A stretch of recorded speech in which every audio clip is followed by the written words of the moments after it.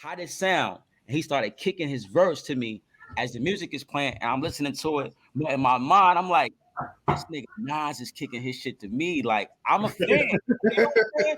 But the fact that he's that humble and that dope of an artist, it blew me away. So my perspective is different. I don't care, yo. Like let's just if the next artist comes out and he needs 5 writers on his team to work on a masterpiece of an album, so fucking well. Let's get busy and let's do it. You know what I'm saying? At this point, you know what I mean? I don't care about that shit no more, man. Yeah. Niggas got kids to feed. You know what, yo, you know what? You hit on a key point also, because yo, one of the things that sometimes we talk about on this podcast that people look at me crazy for is like, there's certain shit that dudes would be like, nah, I'm not trying to listen to this. I don't fuck with no Future. I don't fuck with this, that, or whatever. And I'm like, yo, for me, it's all fair game. Like I come from like, yo, good music is good music. Now, when I listen to certain artists, I'm not listening for lyricism. Like, I'm not gonna turn on an A Boogie album and be like, yo, all right, I'm about to get these witty double entendres. I'm gonna get this and get that or whatever. I mean, they may be there, but they're there. My expectations for lyricism turning on an A Boogie album versus putting on a new AZ album is different. And I think sometimes, like, dudes of our age, we get caught up and our ears get old. Yeah, we get stuck.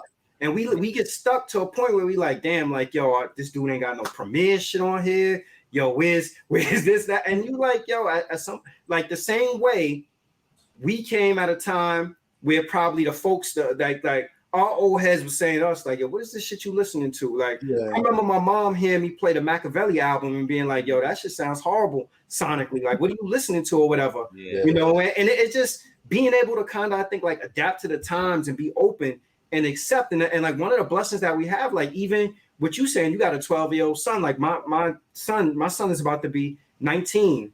And he puts me up on a lot of stuff. He'd be like, yo, you need to listen to Young Thug album. You need to listen to, you need to check this person out, this, that, or whatever. And some of the stuff I hear, I'm like, nah, it ain't for me. And then other shit I hear, I'll be like, yo, this shit is dope. I can't front. And that's also why we have such a disconnect with the younger people. Is because they look at us as the old heads, and we looking at them as the young and dumb, and we don't connect. And then they can't even take advice from us because they think the advice is disrespectful. I even talk about that on my new project on a song called Legends Die Young. And that's what the song is about. It's about, you know, us having that disconnect. It's always a disconnect. So, you know what I mean? Like, when I was coming up, of course, it was older heads like telling me, like, yo, you try this or do this or listen to this. You know what I'm saying? Like, I remember one of my boys was telling me to listen to my man Bumpy Johnson told me to listen to Elton John. I was like, Elton, I already knew. I've heard Elton John. I knew who Elton John was. I'm like, how is that going to be relevant to me on doing what I do? You know what I'm saying? But he was like, I'm telling you, bro, it's a song I think you should listen to. You know, it can relate to your story and what everything that you're going to. And it was called I'm Still Standing. And that song is, like, to this day one of my favorite songs of all time. And I sampled it once before. My man Reef produced it for me. I did a song over it, and I was just like, yo, this shit is one of my favorite songs that the people really ain't hear. But just having an ear to listen to everybody is a good thing. It's not a bad thing. You know what I'm saying? And I think that we gotta approach the music differently and listen to the younger cats differently. You know what I'm saying? And enjoy their music as well, so they can listen to us in return. You know what I'm saying? Because it's a constant disconnect. It's always, you know, and like you said, some shit just ain't for you. It ain't for me. You know what I'm saying? Just like some shit ain't for them. But it doesn't hurt to give it an ear. It doesn't hurt. It doesn't cost you nothing to listen to that shit and rock with it and see if you can rock with it or not. You know what I'm saying? But so my approach is different, man. My approach is different than the way I was before. Like, maybe 10 years ago, I was just like, nah, fuck that shit. I'm gonna listen to this nigga's trash. Nah. Now I don't want to hear some of these niggas freestyle, but you know what I'm saying? But I'm okay with hearing their bodies of work. You know what I'm saying? Like, I'm okay. Like, I'm not gonna tune in to a Little Yachty freestyle. Yeah. But I might like a Little Yachty song. You know what I'm Yeah. saying? And no disrespect to Yachty, it's just my strong suit may not be yours and vice versa. You know what I'm saying? And that's cool. Yeah. And I respect your craft. Just respect mine's, and that's all. You know what I'm saying? Yeah, I think the same thing goes cross genre too. Like you're saying with Elton John, like you have to have the ability to listen to some of these songs. And I think the other thing that like folks from our era have gotten caught up in also is I think like the technical aspect and technical know-how of shit. And oddly enough, like now I listen to Wu-Tang albums and I'm like, yo, this Rizzo is a genius. Because he's just like some of the stuff you listen to some of his stuff, yo, it's off beat, the sample's not looped up correctly or whatever it is. But at the end of the day, what it comes down to, like all of the mathematical aspect, the whole mathematical aspect of music, he removed and went straight to, you know what, this is what sounds good. And I think that's what's happening now with like a lot of the younger generation and even cross genre. Like they just saying, all right, so this sounds good. Like there was a time when people was clowning T-Pain for auto-tune, but now you listen to most of the artists they auto-tuned up with everything. And I think that people have come to the realization that it's like, yo, if it sounds good and it's good music, then why are we not doing it? Why are we saying that? Okay, you gotta have this verse, gotta be this amount of bars, this gotta be that. And I think just moving like that mathematical equation out of music making and just going from feel. Yeah, man. Everybody has genius level talent. Yeah. I think I seen somewhere where Jay-Z said that, and I was just like, the fuck out of here. Not, you know what I'm saying? But it's true. Everybody has you tap into it. But it's how you tap into it. You know what I'm saying? And when you tap into it, it's special. And what you do is special. You know what I'm saying? Like everybody's gonna have different, talent and where they tap into it and everything that how they approach their music. It's gonna be unorthodox. It don't have to be 4-bar hook, 16-bar verse. It can be 8-bar hook, 16-bar. It could be 24-bar verse and 4-bar hook. It could be no hook. It can be whatever you make it. You know what I'm saying? It can be a 48-bar verse, one verse song. You know what I'm saying? You got 2 minutes and a half with me. You know what I'm saying? To really like. That's all I really give it record. You know what I'm saying? It's like a couple minutes and a half before I really do it. You know what I mean? Because now nobody's doing 3 verses anymore because nobody's listening to a song that long. You know what I'm saying? Half the time, unless it's 2 other rappers. You know what I mean? But I just approach the music, give it the passion, and do what you do. You know what I'm saying? And it's gonna come out magical because everybody has genius level talent. They just got to tap into it. And people of all ages, like my son is like 22. Oh, man, he's like, he showed love to old people and young people. And they recognize like a lot of times we take it like young people, they listen to a lot of stuff that's different than what we may listen to, but they listen to the old stuff and they know who got the lyrics and stuff like that. Right. They kind of was a little bit ahead of us as far as what they listen for. We listening for content, they listening for entertainment value. Right. And if you get them in your corner and they running with you, that's a win. Because young cats running with you, yeah. And they will be running with us if they fucked with us and seen that it wasn't no beat, that we fucked with them. Yeah, that's why like I enjoy like the King's Disease albums so much, is that Nas being my favorite rapper, he really don't collab with too many people, and to collab with that many younger artists was major for him, and it showed in his music. You know what I'm saying? What him and Hit Boy did was genius. Like I love the song that Nas has with A Boogie and YG. Like that song is fire. Why and A Boogie killed that shit. You know what I'm saying? That song is fire, and that's why I said you won't get that if you don't fuck with those artists. If you just stay stubborn and say fuck it, I'm not fucking with this artist because I don't listen to that type of music, you're never gonna get the dope shit. You know what I'm saying? Sometimes you gotta step out of your lane, your comfort, and make some dope shit. You know what I'm saying? That's how I'm on it. Like, just make dope music. You know what I mean? Like I used to be on it like that too. Like, because you it's very competitive. So I used to be on it like, I may not have nobody on this song because if you get on this song, I'm gonna try to kill you. And I might still think like that. I do. I still think like that. I'm going to kill you You know what I'm saying? You might want me to go first because I'm going to kill you. I'm not going to change my verse, but I'm going to kill you. That's how I think. But I love when the Kendrick Lamar's is thinking like that. I love when that energy is like that because that's what this shit was built on. And you know what I'm saying? Be competitive and challenge each other to be better. You know what I'm saying? And this is why I listen to Benny and Conway and Royce the 5'9" and Pusha T. These are my top dogs to listen to. You know what I'm saying? Yeah. Dudes, those dudes are all the dudes you named, the sharp. They sharp, man. Royce the 5'9" is a monster. You know what I'm saying? Like I'm like, yo, man, that nigga is different. You know what I'm saying? So I had to get an inspiration from them, the Sahas, you know, Saha the Prince. Them niggas is sharp.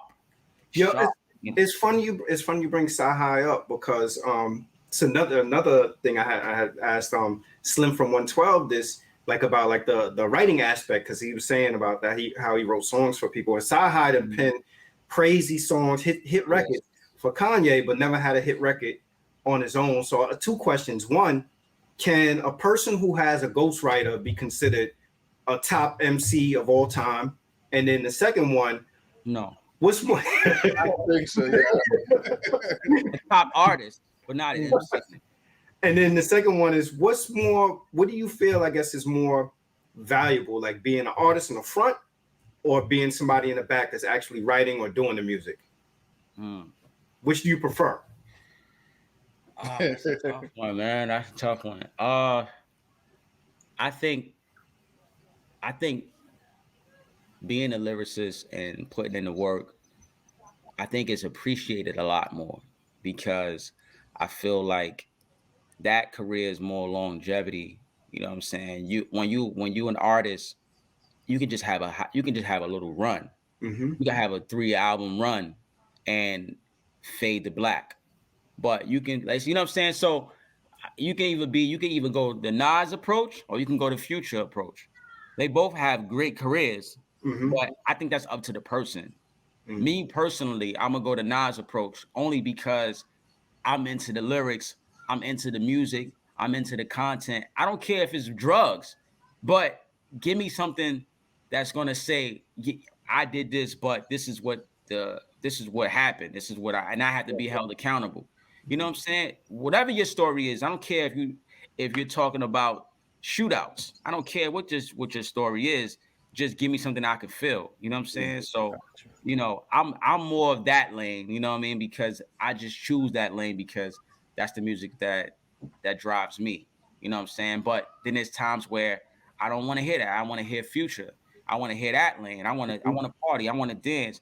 I want to hear they talk their shit. You know what I'm saying? Like I can appreciate everybody for talking their shit. I'm from Harlem. This is what we do. We talk our shit. You know what I'm saying? So I like artists that talk their shit. You know what I mean? As long as you talk your shit, and it's witty, it's dope, and it inspires. You know what I'm saying? Like I could listen to Jeezy and be inspired to go get money. You know what I'm saying? I could listen to West Side Gun and feel the same way. I could listen to him and be like, you hear that shit he talking now? I know a lot of the shit he's saying. You know what I'm saying? But it's like some niggas be like, yo, that's all they talk about. But I be like, man, it just, I don't know, but it moves. Good though. You know like, you know what I mean? Some of that shit be making a nigga feel like hustling again, but still, you know what I'm saying? I appreciate it. You know what I'm saying? Yeah, that's definitely that lane. That's definitely that lane. You know what I'm saying? But I'm inspired by them all, man. Like, and that's the beauty of it. And I feel like my goal and my job is to inspire somebody else. You know what I'm saying? So, you know, that's what I'm aiming for, is to just give you music that you're going to love and inspire you to write, inspire you to feel this way, inspire you to move on through your dark time. You know, I was once depressed and wanted to kill myself, and somebody inspired me to get out of that space. You know what I'm saying? Yeah. So my job is to do the same. You know what I'm saying? Yeah, yo, that's what I said. Like, I thought it was mad powerful that you even shared that story. You know, on Flip the Script, because I'm sure a lot of dudes have been there also, but you know they're not going to be open with it. And I think by you being open and them having an audience that they had, I think that's going to help other people who may find themselves in a similar position. Because I mean, you were at a point in your career where you were literally next, and your contemporaries with dudes like Fab, Jadakiss, 50 all these other dudes, you know, we was all listening. Yeah, and you like, yo, I see whatever success these dudes are having. I'm next to go. I've been stamped by all these other people, and then you know you find yourself in a predicament like that. But you know, I'll say this, you know, and I don't know you personally, but I feel like you know, like having looked at your Instagram, you know, and talked to you a little bit, like I think that you probably found your purpose, you know, and like there are certain things I think that come to people that sometimes, like, you know, the thing that we want may not necessarily be the thing that we get, but it leads us to find what it is that we really need. And I feel like you kind of like rounding a corner, if this makes sense, to kind of get to that place in terms of what it is that you need. Like, you know, you got your son motivating you and inspiring you to get back to the music. You know, you back in the music, and probably now you may be doing the music now from a place of, you know, more so, you know, your love of the music versus back then looking at your contemporaries. Like, I know the success and the trappings that come with the music, and that's not to say that you want to do music for free, but you know what I'm saying? Like, it's like when it's passion and it's pure and it's from emotion or whatever, that shit helps create a different type of music.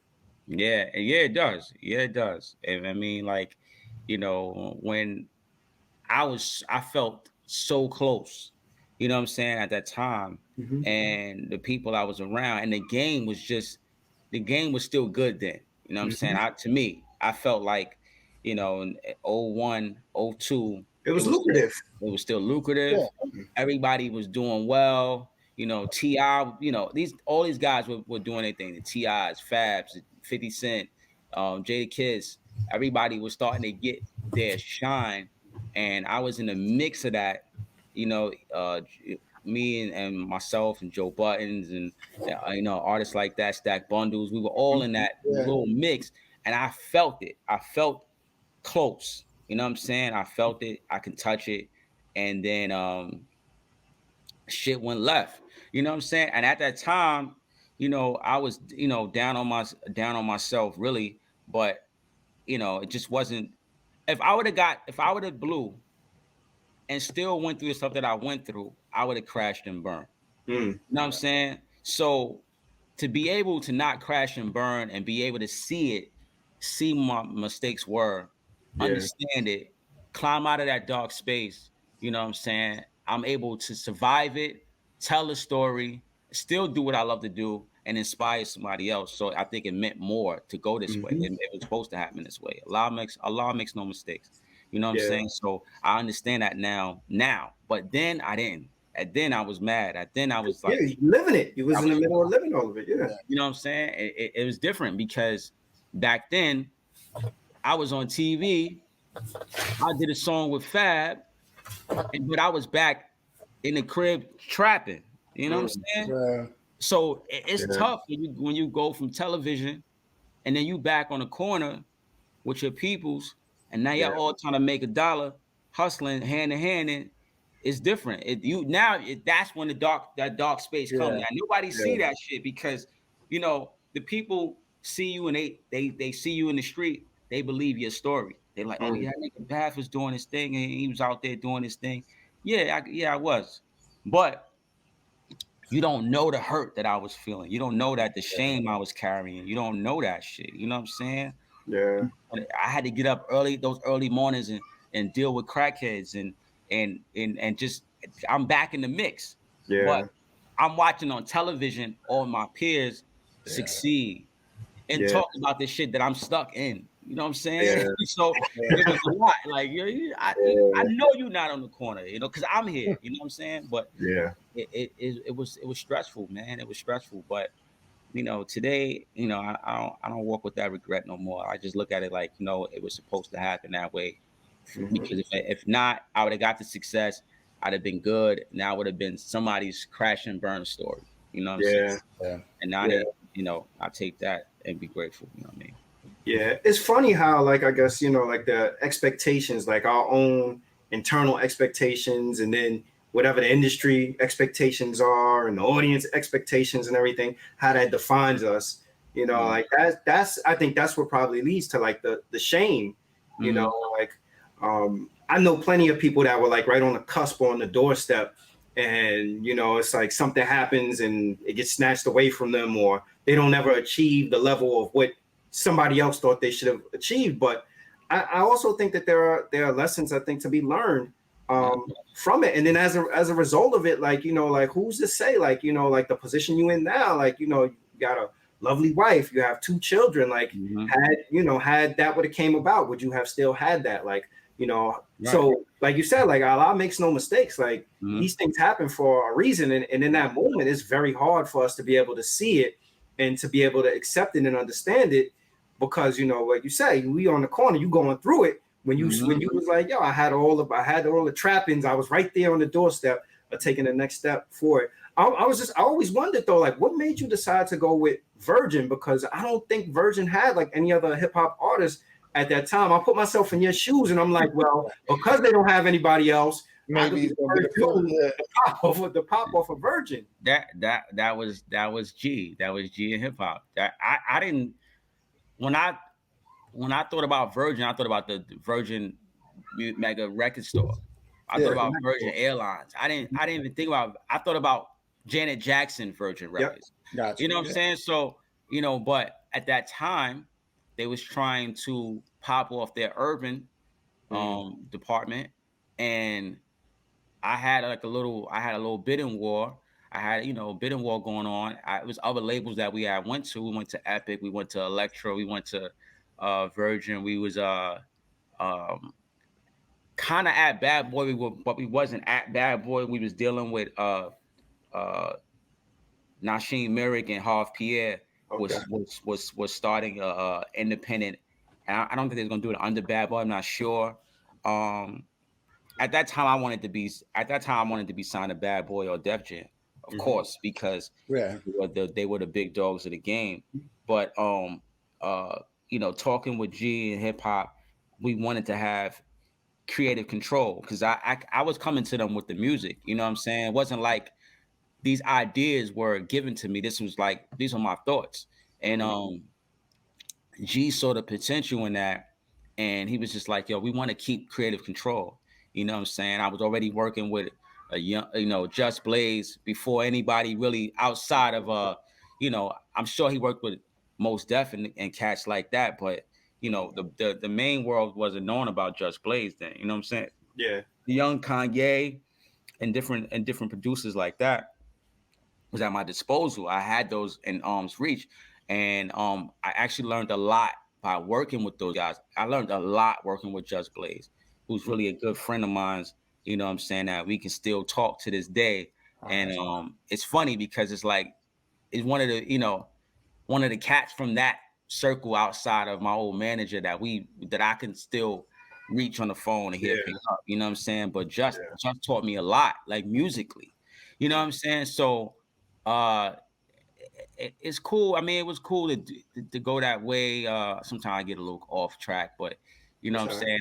It was a beauty in that. And so with signing with Virgin came to the table with more money, and they came with creative control.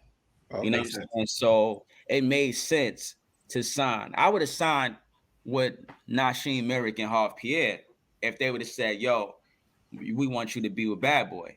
Or if they would have said, listen, we're going to do this under Bad Boy and we're going to offer you X amount of dollars. And I know I'm going to have the hitman producing my shit. I was with that too. But I wasn't, it was no disrespect to them. It wasn't my decision. I was signed to G and Hip Hop's production label. So I couldn't sign to a production label and then sign to another production label. Yeah. You know what I'm saying? So that wouldn't work. So I didn't get the chance to work with Nasheem Merrick like that. You know what I'm saying? And me and him we had a good rapport, and you know what I'm saying, during that time. And I really liked where I was at. You know what I'm saying? I was working with Puff, right, for him. Once Puff showed me he felt me, I knew the world would.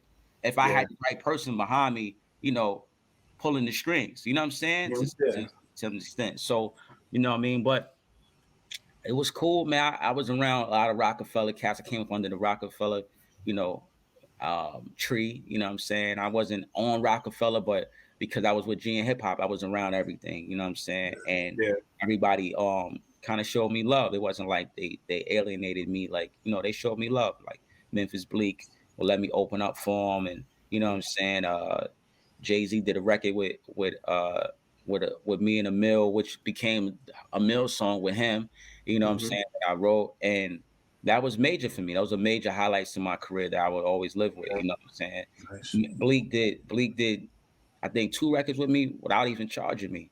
You know what I'm saying? That's dope. And that was dope. And it came at a time where I didn't get that same response from some of the Harlem guys that I wanted to work with at that time. You know what I'm saying? So I mean, I didn't get mad. I just felt like, I'm just gonna do my thing and that be that. You know what I'm saying? But I loved the fact that he showed me that love like that, like a little brother. Like, nah, I got you, my nigga. Let's do this. Boom, boom, boom, boom. So Yeah.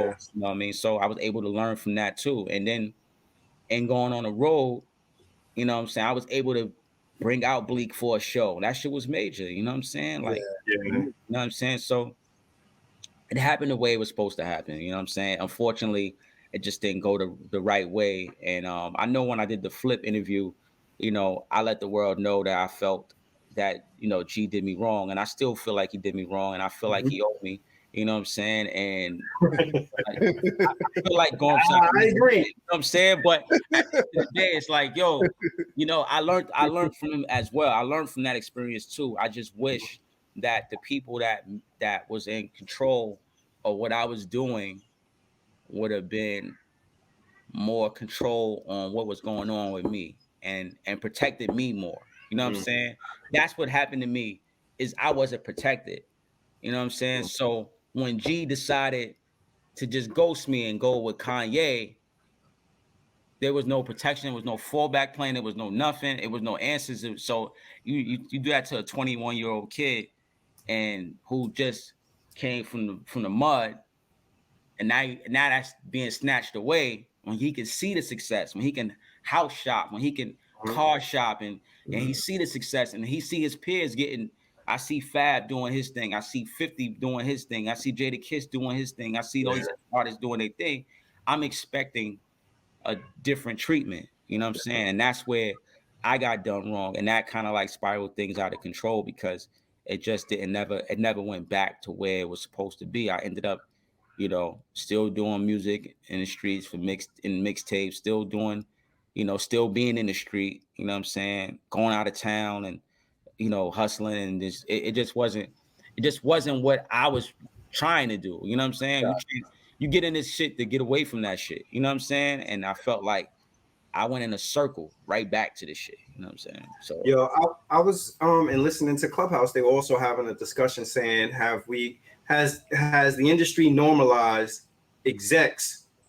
It was like, has the industry normalized execs robbing artists? I don't know if I agree with that, but I do think there's almost been like this normalization in terms of like a rite of passage that, and it's sad that I think that artists get on, you know, and artists have had the experience of getting robbed by the label or whoever it is that they're working for, and then artists get in a position where they get other artists underneath them and then do the same treatment to them, and it becomes sort of like cyclical, like just the expectation around it. And I think that there's been a normalization in terms of that where people have just accepted and chalked it up to, yo, that's part of the game, which to me is crazy, because rather than you getting in a position and saying, I'm in a position, and because I'm in this position, I'm gonna educate the artists underneath of me, so that way they can, you know, how you call it, they can put other people in position. It's more so I'm gonna educate the artists that's underneath of me to get in a position to rape these other people.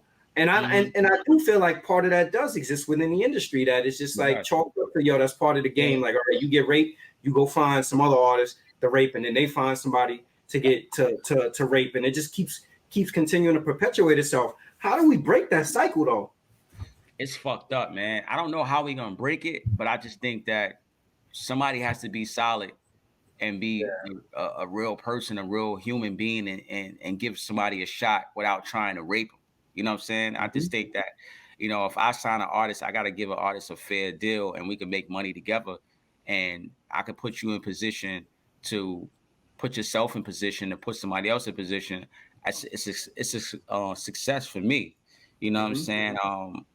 You don't really see that much. You know what I'm saying? Like I see, like Rick Ross and Maybach Music Group, and I kind of felt like he had that going where he had his artists were able to do their thing. You know what I'm saying? Some more successful than others, right? But they were both able to do their thing. Not Bleak. Meek Mill was able to do his thing. Yeah. Wale was able to do his thing. You know what I'm saying?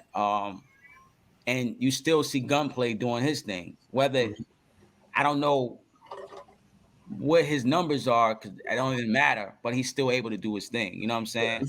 And that's major. You know what I'm saying? Because artists back then wasn't doing that. I mean, some cats were, but for the most part, like you said, everybody's being raped and set up to rape somebody else. It doesn't help nobody. It just creates a shiesty business. You know what I'm saying?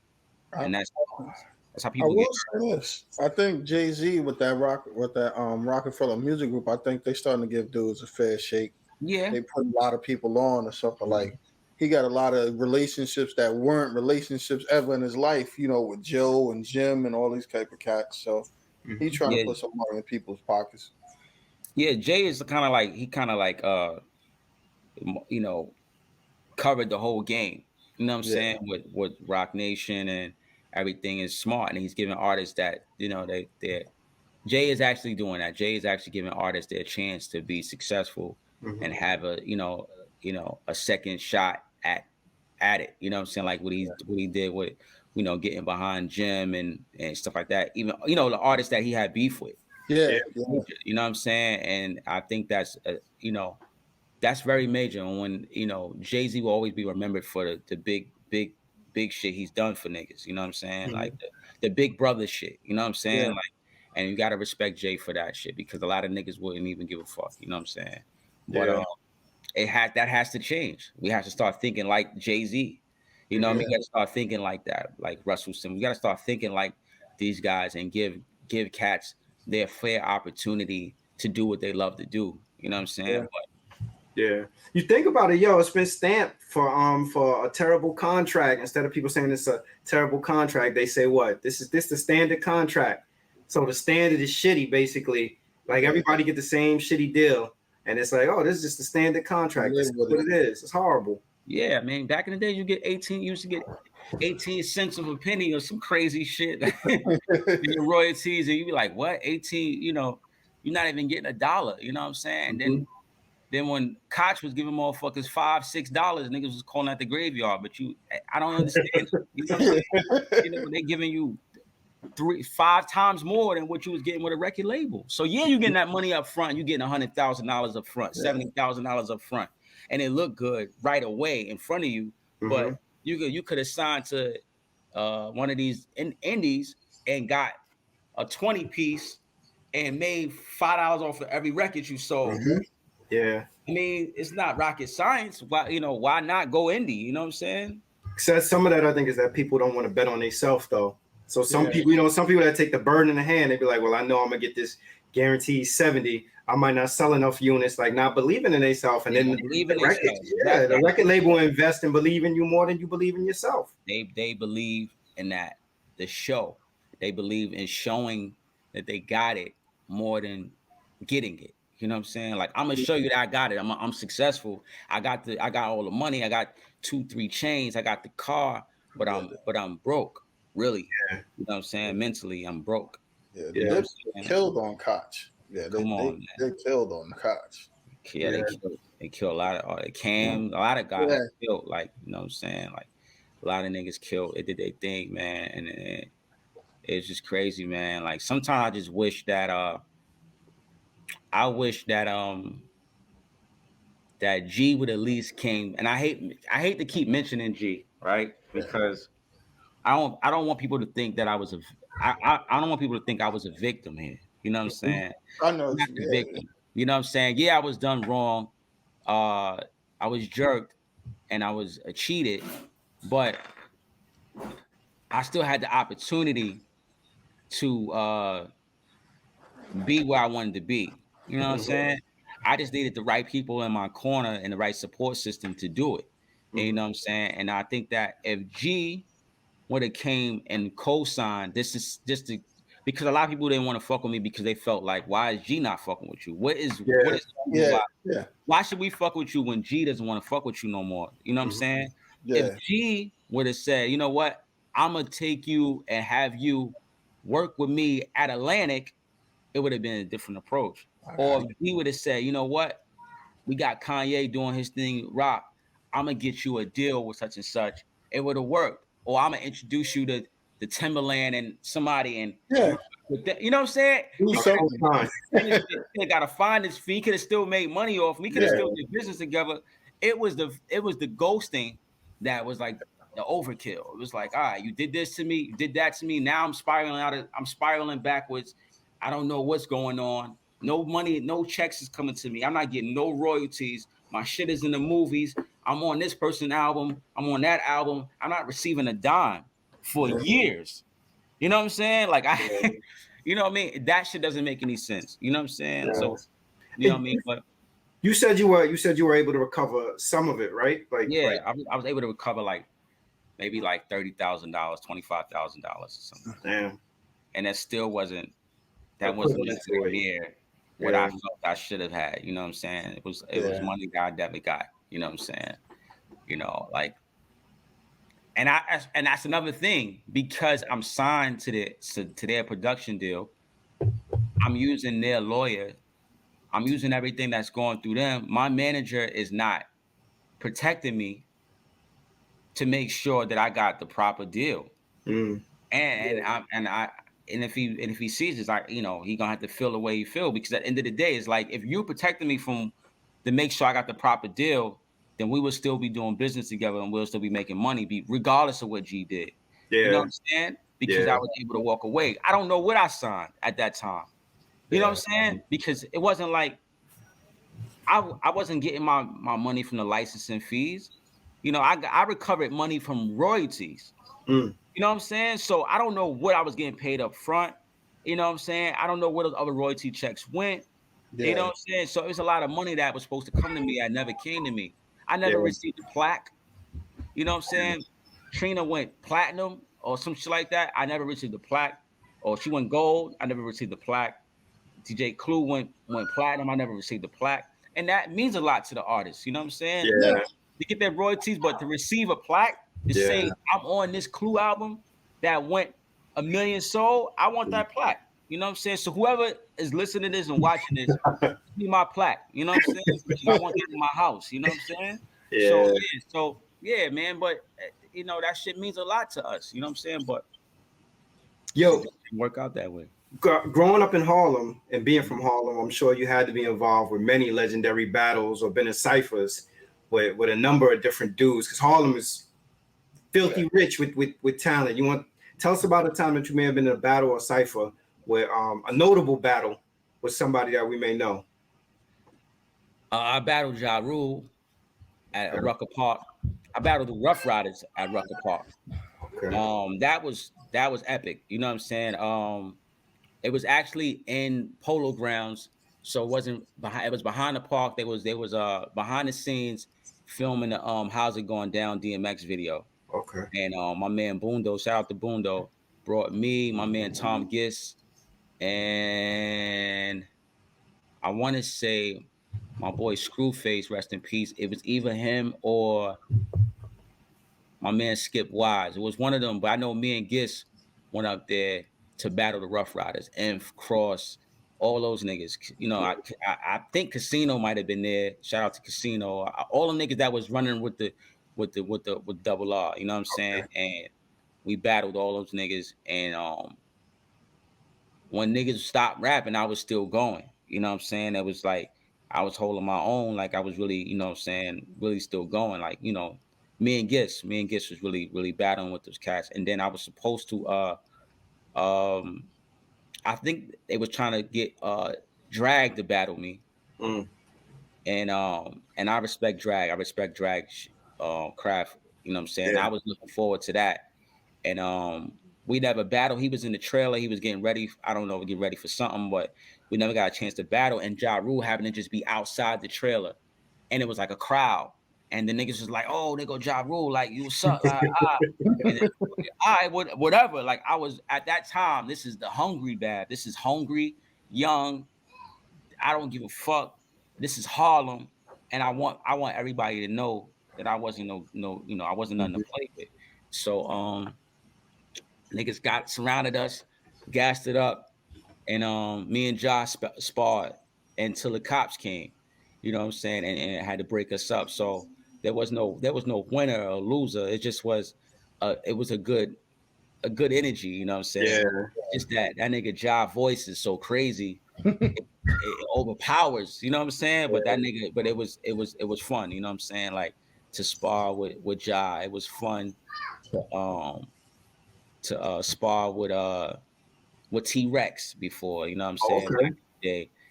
That's my nigga T-Rex, man. We used to have our battles and talk our shit to each other, you know what I'm saying? I love that nigga, man. That nigga is one of my favorite niggas in that battle. Murder Mook. I actually saw Murder Mook at that park that day too, battling somebody else. It was crazy. Like it was just crazy. This was the time to be out there, be outside and display your craft. And I saw Murder Mook battling some cat. I don't know who he was battling, but he was battling some cat out there. You know? But that's how it was in Harlem. All the battles were big like that, though. Like it wasn't as big as that day at Rucker Park because the DMX was there, but most of the battles were big in the hood like that. Like niggas would talk their shit, come get you, go to somebody else's block, and we battle, or we gonna meet somewhere, neutral, and we'll battle on 125th Street or something like that. You know what I mean? By Popeyes or some shit. Yeah. We'll get it going. You know what I'm saying? So I mean, I battled a lot of cats. You know what I'm saying? A lot of cats that niggas man I know today, but it was a lot of legit, elite niggas back then. You know what I'm saying? Yeah. Yo, you think Ja caught a body against Fat Joe in the verses? I don't think Ja caught a body. I think they both win. I think that they both win in that situation because it wasn't a punishment. I don't feel like he didn't punish him. Like my niggas feel like Ja won. And I might have to go back through it and listen to it again. He might have. I think he probably won. I felt like Joe had just as good as records, and Joe had more up to date records. I felt like Joe, Joe had more new records. So Ja is battling using his old catalog, and unfortunately, he don't have no new records to display. You know what I'm saying? But I feel like they both win. I think it was dope for hip hop. Ja held his own. He's mostly out there by himself. That was big. You know what I'm saying? I like that he brought Vita out. That was dope. Yeah. I wish he'd have brought Charlie out. That'd have been dope.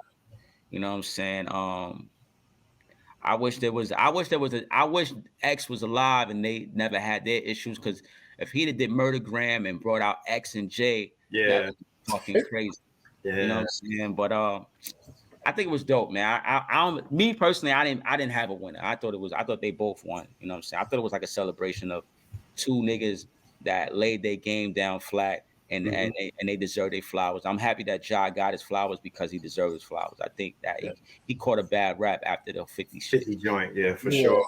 Yeah. Man, you mentioned Mook. Have you ever considered throwing your hat in the ring with like the URLs of the battle leagues? And I watched Smack DVDs for the longest. I have to say, like, I think a lot of people front on Mook, but to me, Mook is like one of the dudes who I think helped kind of advance. Who front on Mook? A lot, there's a lot of people that's like, oh, Mook his rhymes is dated, he out of there, he this, he that. But I feel like Mook to me is like a dude who really created like Trailblaze. Mook is a monster. Pioneered that. Mook is a monster. I mean, but I say that reluctantly only because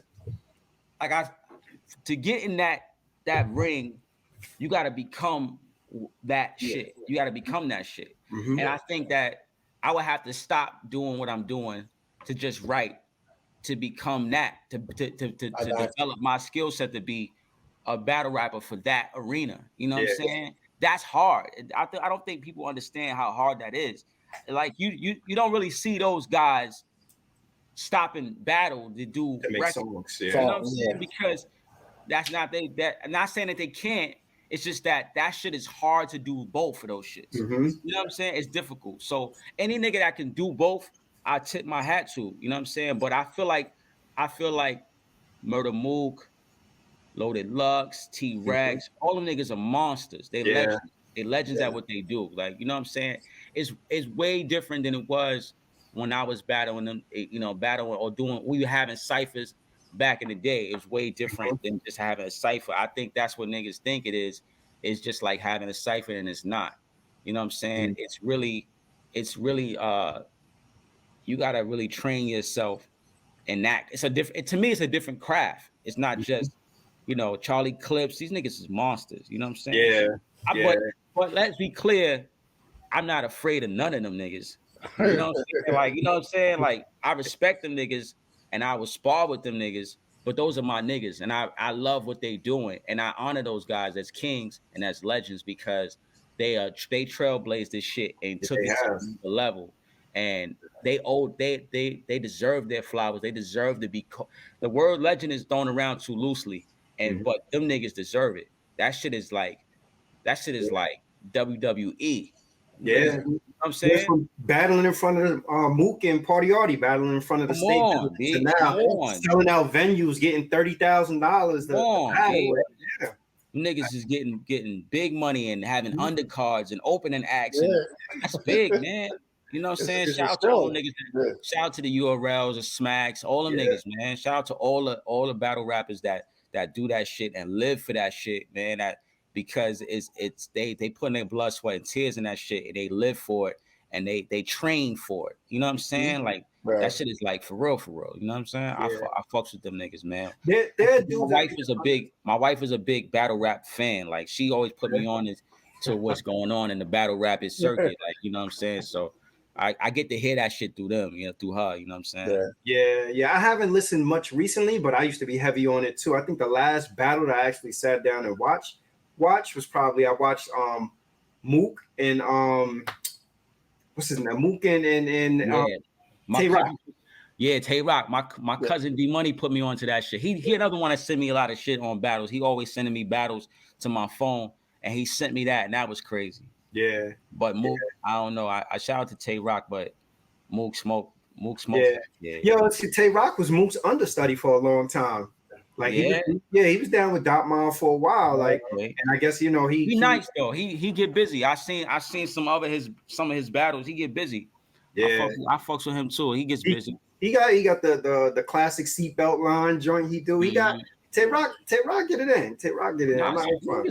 That shit is dope, man. I love what they doing, man. That shit is dope, man. I respect they craft, man. I respect they pen and what they do, man. That shit is dope, man. Yeah, and then you see other artists who take it for granted, like a Cassidy. Cassidy jumped back in. Cassidy first battle. The problem with Cassidy is he wasn't welcomed back in. Nah, it was because he talked too much shit about them. Yeah, and that's the thing. That's the disconnect again. We back to that disconnect thing. Yeah. You got to embrace them. You got to show them, and not embrace them on some fake shit. Embrace them genuinely because you respect what they do. I genuinely respect what they do. So, I show them love. You know what I'm saying? So I get love back in return. I think Cass jumped in that shit. I think Cass is nice, but I think Cass thing was, I gotta show these niggas that they can't fuck with me. Opposed to you, it takes time to get into that, to what they do, and you wasn't really welcomed in it to it. You know what I'm saying? The battle goods and them niggas, like, he wasn't even welcomed.